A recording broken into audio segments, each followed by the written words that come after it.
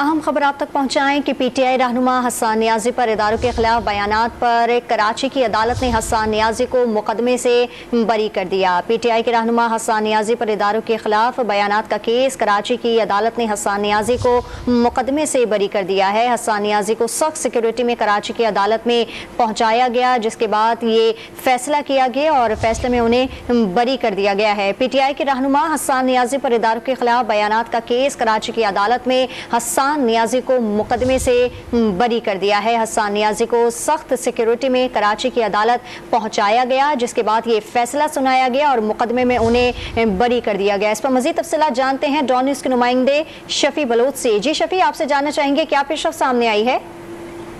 आज जब से कुछ देर कबल हसन नियाजी को जो है वो कराची की माथा अदालत में पेश किया गया और जहां पर तफ्तीशी अफसर की जानिब से मुलजिम के खिलाफ जो है वो इल्जाम जो है वो पढ़ के सुनाया गया और जिस पर जो है वो पीटीआई के वकला भी मौजूद थे और उन्होंने पुलिस के इल्जाम की सख्ती से तरदीद की और अदालत को बताया कि अब तक मुलजिम के उनके वकील के खिलाफ जो है कोई ठोस शवाहिद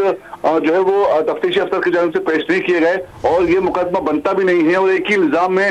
जो है वो मुख्तलिफ शहरों में मुकदमा कायम किए जा रहे हैं और सिंध हाईकोर्ट में भी इस सिलसिले में दरख्वास्त दायर की गई है कि ये मुकदमा खारिज किया जाए, चूंकि ये मुकदमा जो है वो सियासी बुनियाद पर कायम किया गया है और लिहाजा मुकदमा कायम किया जाए। और जबकि दूसरी जानब अदालत ने जो है वो तरफेन के दलाल चुने और पुलिस की जानिब से जो है वो रिमांड की इस्तदा भी की गई, लेकिन जो है वो कोई ठोस दलाइल पेश नहीं किए जा सके, जिस पर अदालत ने मुकदमा डिस्चार्ज कर दिया और मुलजिम को 50,000 रुपए के एवज जो है जमानत देते हुए तफ्तीशी अफसर को मुकदमे का चालान पेश करने का भी हुक्म दे दिया है। जी, कराची की अदालत ने हसन नियाजी को मुकदमे से बरी कर दिया। तफसीलात देते शफी बलोच, आपका बहुत शुक्रिया।